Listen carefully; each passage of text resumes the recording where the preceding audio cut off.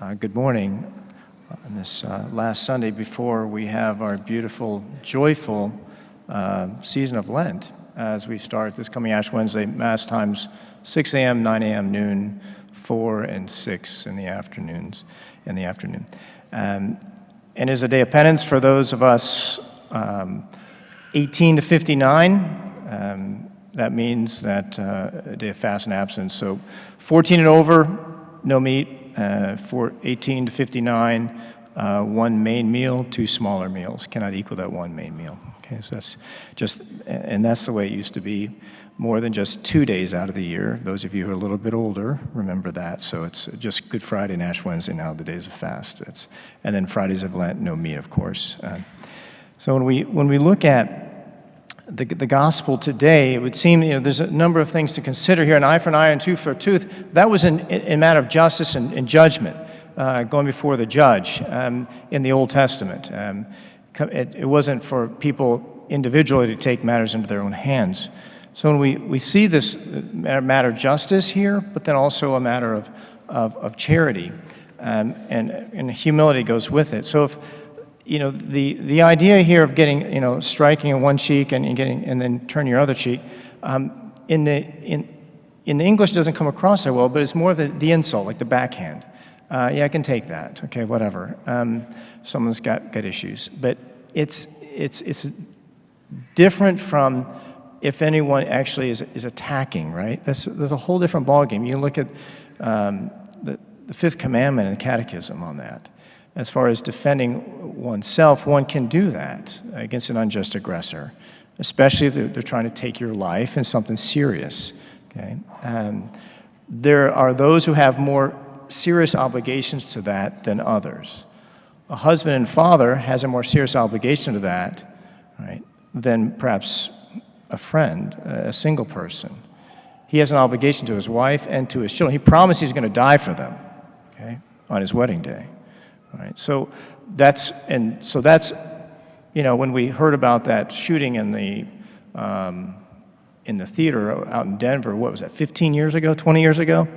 You look at the numbers, pretty much equal as far as men and women in the theater that night. But the ones that died, the percentages, far the guys. Why? They shielded their wives and their girlfriends. What they did what they're supposed to do.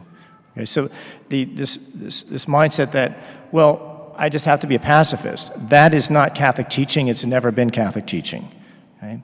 Even our Lord, when he's judged, he's being judged falsely at the Sanhedrin. When he gets slapped by the soldier, the temple guard, what does he say? He doesn't remain silent, does he?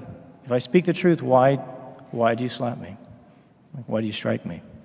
Okay? So there's this balance that we have to have. But if it's personal, okay, opportunity for humility. Yeah, that's fine. No big deal. If it's about me, why am I getting upset? It's just a slight against me. So it's like, okay, Lord, here, it's happened to you. The servant is not greater than the master. But if it's someone else who's getting hurt, especially an innocent one, I am obligated. Oh, absolutely. That's what we just think of. Okay, you're gonna protect that, that little one. Okay, and that one who can't defend himself. I will never forget when I was at my second parish. I was coaching basketball to the middle school guys, and we had some just incredible experiences and just hilarious. But basically, one of the big boys, he's a big guy, he came to me once and said, "Father, is it wrong to hit somebody?" "Well, John, what do you mean?" "Well, this guy kept picking on my friend. My friend's much smaller than I am, and I just finally told the guy, 'Look, knock it off.' And the guy took a swing at me, and I dropped him." "Well, John, I know he took a swing at you, but okay, we'll just leave it there. He's probably not going to do it again." Right? So it's this idea that, okay, I'm going to defend and protect the little one. That could be a younger brother or sister. It could be a son or daughter. That could be somebody who just can't defend themselves. Okay. And that goes for physically as well as spiritually and emotionally. So as parents, physically we'd say, oh yes, absolutely. Well, how about spiritually? How about morally? What do we allow our children to be exposed to? Whether it be through the TV, through the screens, even in the schools. Am I on top of that? You got to really be crafty. Okay? But as a parent, that's your responsibility. okay? And not to leave the children just on their own. No, they can't, even though they may say, I'm an adult. Actually, I'm paying for everything for you right now, and you're no, actually, I'm in charge, right? Yes, because to be a parent is different from being a friend, isn't it? And to love. So there's a sense here of justice and a proper sense of that, but there's also a sense of humility along with charity. So even what makes us different as Christians, one key thing is we pray for our persecutors, don't we? We love our enemies. That is totally foreign, okay, to everyone else, every other religion. Doesn't do that. Okay? Out of relationship because this is what Christ did. Father, forgive them, and they don't know what they do. He died for every human being. Right? So as St. Augustine will talk about, and of course, this is the early 400s, when someone's in error, I don't love them because of the error. I love them because that they're my brother or sister, or they can be my brother or sister. Okay, he says this: Christians should always have a big heart and show respect for all, even the one who acts as an enemy. Not because, and this is what he says, not because they are brothers, but because brothers they must become. Okay? One must show fraternal love towards him who is already a brother, sure, and towards the one who acts as an enemy, so that he may become a brother. In other words, by my example, I can bring that other person to Christ. Years ago, I read an article in the Catholic newspaper of New York, Archdiocese of New York, about I think they were Maryknoll sisters that were caught in Japan in World War II, and they were put into a camp with it was mostly religious, it was mostly priests and religious sisters, and they were brutally tortured. At the end of the war, the commandant of the camp became a Catholic, right? And he was the one responsible for all this. And they asked him what and this is a Maryknoll sister who's telling the story and recounting the story in the paper, and she said that he said, after everything we put these people through and still the way they were, the way they treated, each other, us, it has to be true. It has to be true. Okay.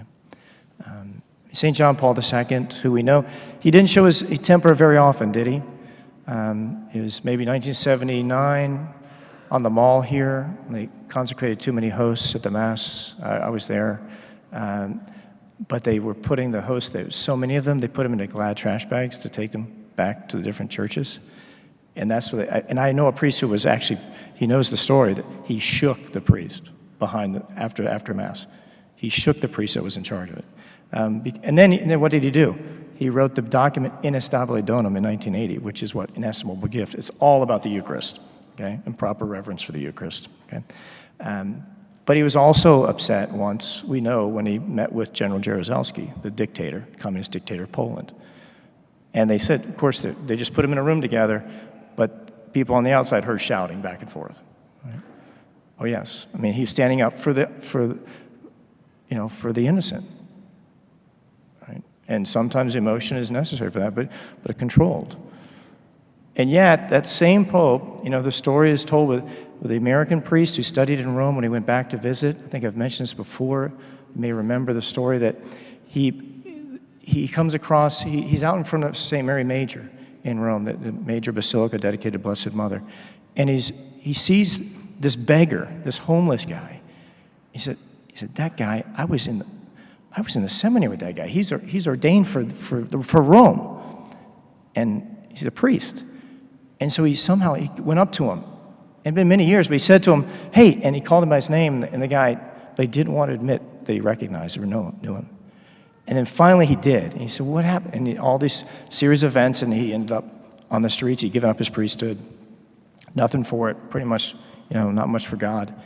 And the next morning, the priest had the morning mass with Pope John Paul, as John Paul would do. The morning mass, priests could come celebrate, a few of them at this early morning mass. And when he greeted the priest afterwards and the laity, he came up to this priest, and this priest was still downtrodden from the day before. He couldn't believe this is where his friend was, this man that he knew. And John Paul II recognized it. Of course, he could sense, right? He just looked to the soul. And he said, Father, and he said, well, yes, Holy Father, this priest, ... And the Holy Father looked to Monsignor Dziwisz, his secretary, and said, and then later on, Dziwisz came back to this priest and said, Holy Father would like you to go and find that priest and have lunch with him tomorrow. So I don't know where he's at. That's what he said. So off he goes back to St. Mary Major. He's looking all over the place, and he finds him. He says, the Holy Father wants to have lunch with you tomorrow, with me. And he says, no, I'm not going. I just can't do that. He says, no. Finally, he somehow gets in there.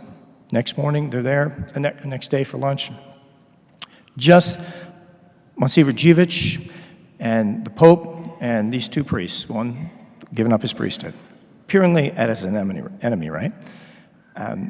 And at one point, Monsignor Dziwisz gives just kind of a nod to this American priest.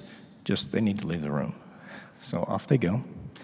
And it's just left this priest with the Holy Father. And a number of minutes go by, 20 minutes, half hour, and then they go back in. And the Holy Father says to Monsignor Dziwisz, and he says, this is now the associate proco-vicar of this parish here in Rome. And he's looking at him like, Holy Father?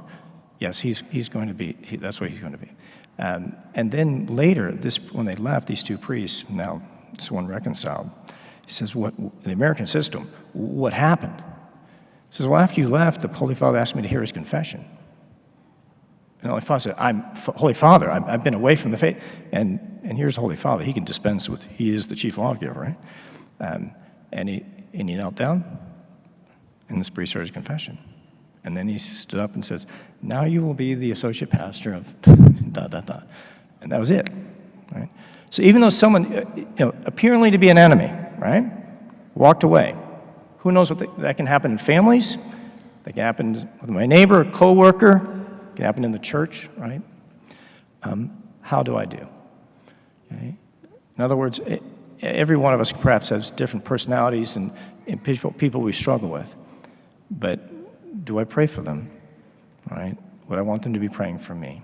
Right? This is what we can learn from the gospel and so much more to consider. To have a proper sense of justice, but then also charity, which is rooted in humility. May Almighty God bless you through the Immaculate Heart of Mary.